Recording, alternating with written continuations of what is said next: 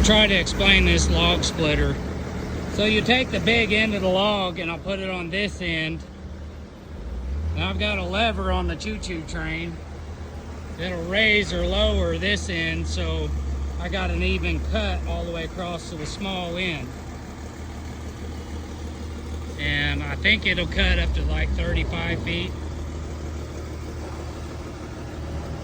So I'll take this stick, once I'm centered on this end, find out where my saw is, bring it down here to the small end.